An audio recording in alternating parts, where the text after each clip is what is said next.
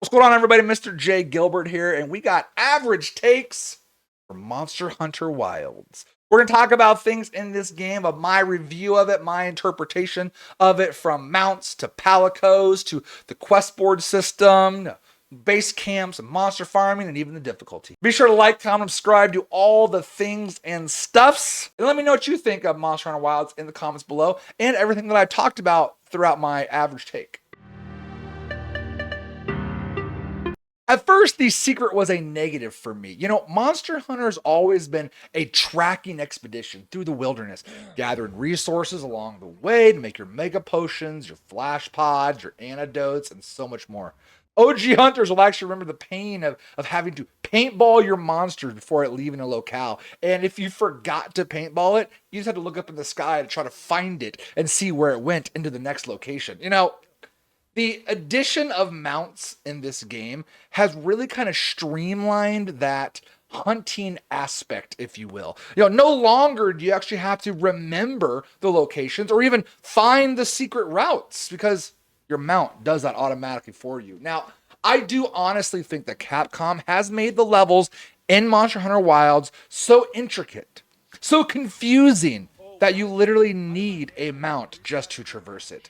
I don't want to say that that's the case, but you know, now it sounds like I'm writing a negative review instead of it being, you know, a positive about the mount. And ultimately, I do think that having a secret, having a mount in Monster Hunter Wilds is a good thing. So, while I do still have my reservations about the mount feature, the more I play with it, the more it's growing on me, actually. You know, the ability to use my slinger as I'm running past objects to collect them on the fly.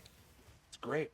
Being able to scroll through on the left hand side there of what I want to pick up, so I want to pick up every little thing along the way. That's nice. You know, navigating these complex levels automatically so I don't have to figure out or I don't have to learn where to go. Gliding from the tops of cliffs. Very visually appealing.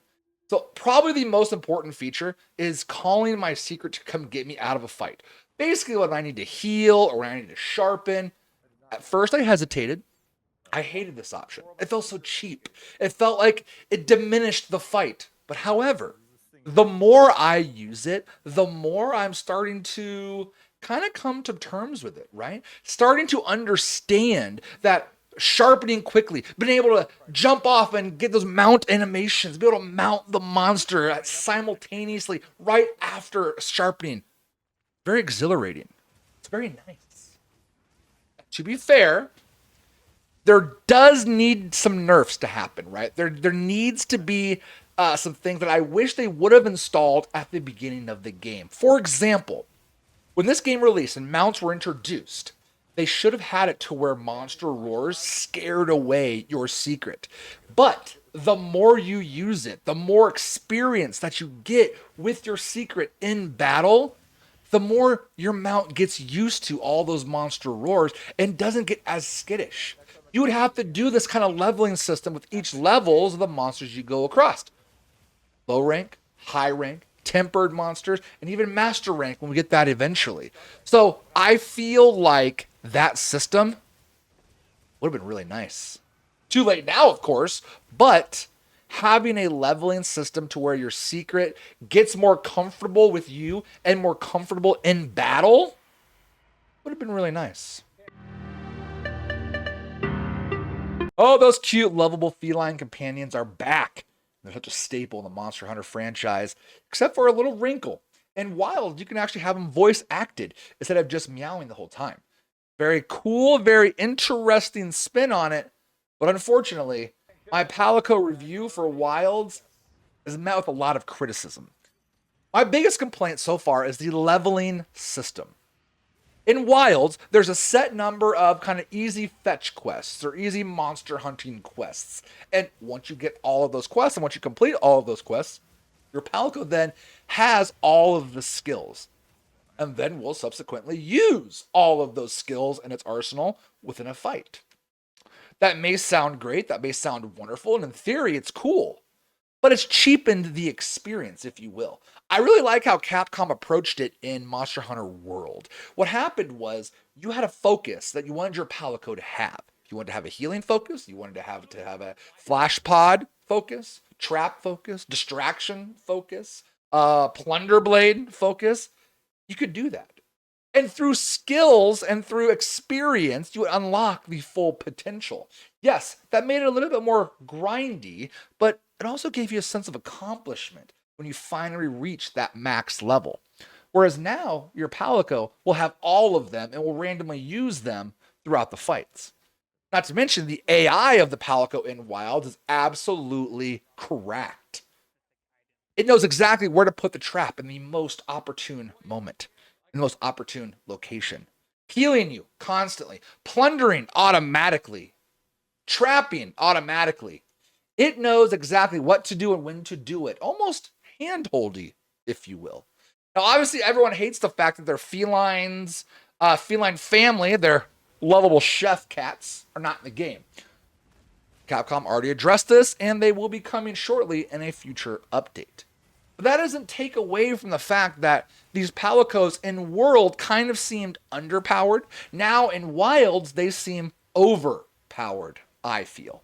Now, I love the Palicos. I think it's a great system. I think it's a great addition to your, it's interesting. It's fun, right? It's a great addition to your hunting experience. I feel like the Palicos need to be dialed down a little bit, kind of taken down a peg or two. Bring back the central focus of your Palico and not have them do a jack of all trades and do everything in a fight. But I can't wait for the Chef Cat to come into the game. See you soon, old friend. The questing system was one of the changes that I was actually very skeptical about. Now, since I have played this franchise over many, many years in different iterations of the game, PSP, 3DS, Wii, etc., the quest system has always been obvious to me, if you will. We're a research company that is tasked with researching the locale. We go to our quest board, we find the quest that we want to do, we post the quest, and then we prepare for the fight. Monster Hunter Wilds changed that up just a little bit. Actually kind of made it a little bit more organic, if you will. Instead of posting whatever you want, now you have to pay attention to the map. You have to see what monsters are spawning in the world naturally. If you see monsters you want to hunt, then save them as investigations. Now you can actually hunt them repeatedly, up to 3 times, right, per investigation. But once you start that fight, you will still, if you are still in your base camp, right, you'll be able to manage, prepare before leaving on your quest. That's the same from Worlds. That's the same from Wilds. But now in Wilds, you can actually be out in the world and just hop from quest to quest freely. This new gameplay loop makes hunting a little bit more seamless. It's like Capcom actually created the guiding lands in World as like a beta test for Wilds. Kind of crazy to think about. Now, even though I was skeptical of the new questing system at the beginning, I was, because I'm so used to, again, having a quest board, finding the quest you want to do, post that quest. You have a prepare cycle, to do your potions, reload your inventory, put the right armor on, etc.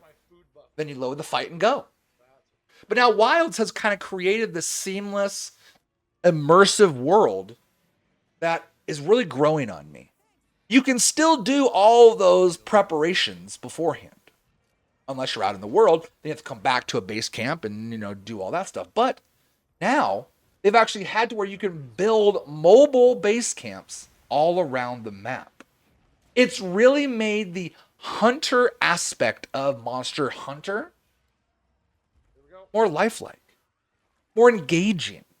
And I initially did not like this system, but it's really grown on me. And I'm really starting to enjoy it a lot more.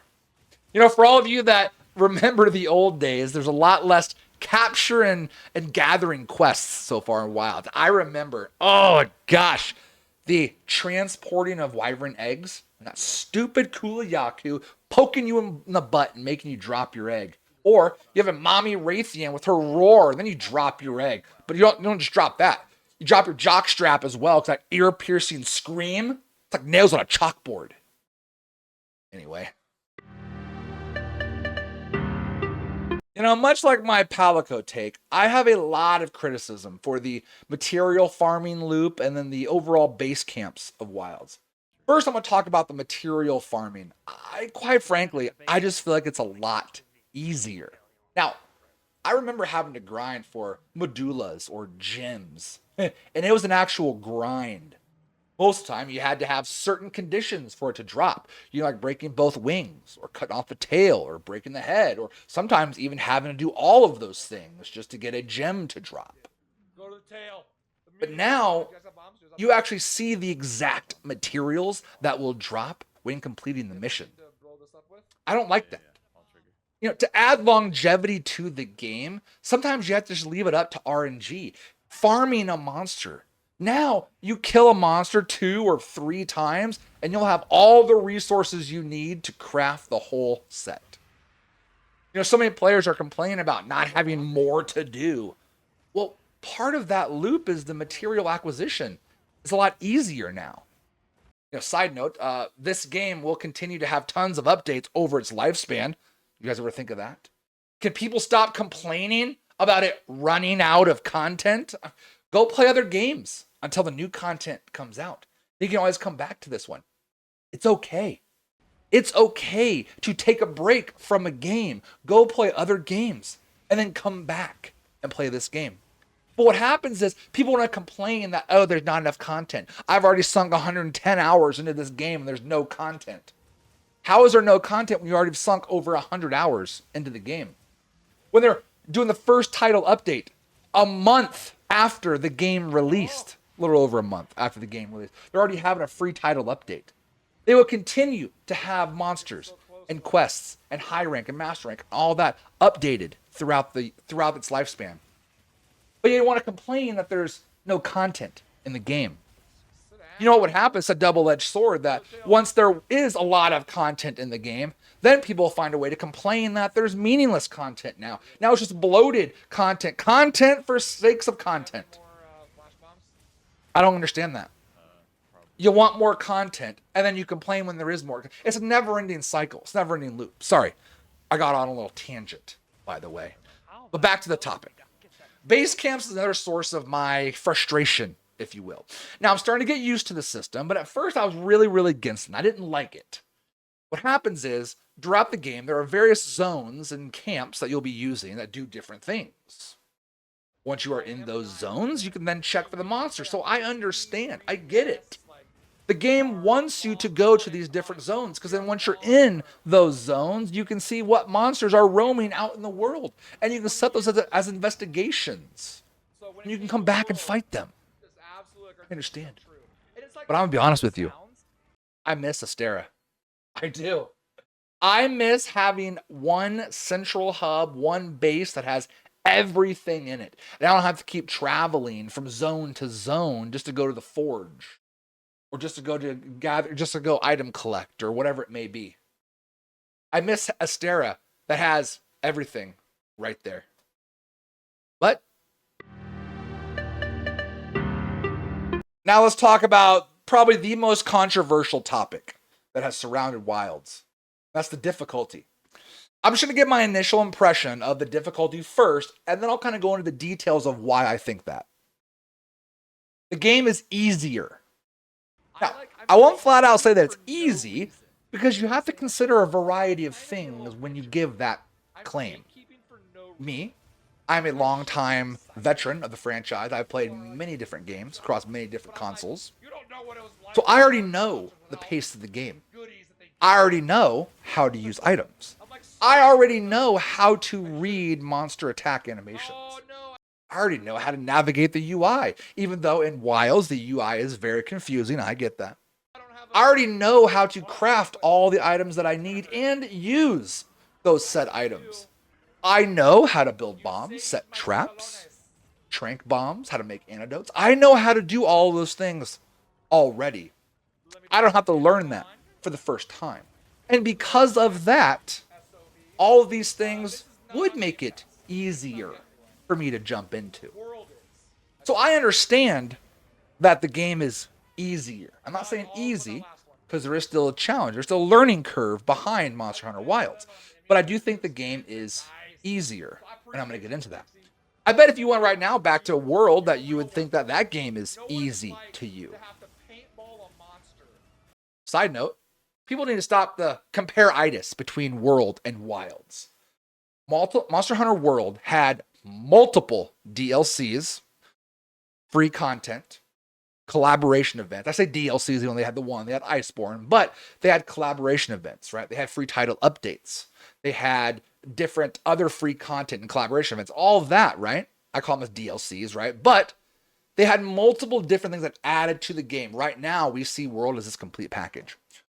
Wilds is 3 weeks out. Wilds is going to have all of that content eventually. So, of course, with the more things and the more monsters and all the harder difficulty, they're coming. We didn't complain like this with Monster Hunter World. Even though Monster Hunter World did have its own performance issues, just like Wilds had its own performance issues. But a game of this scale, a few hiccups along the way, why is that such a bad thing? Now, if Capcom would have released the game in a broken state with all these performance issues and not fixed those performance issues, of course, we could get all butthurt and all crazy and all mad at them. But they're addressing them.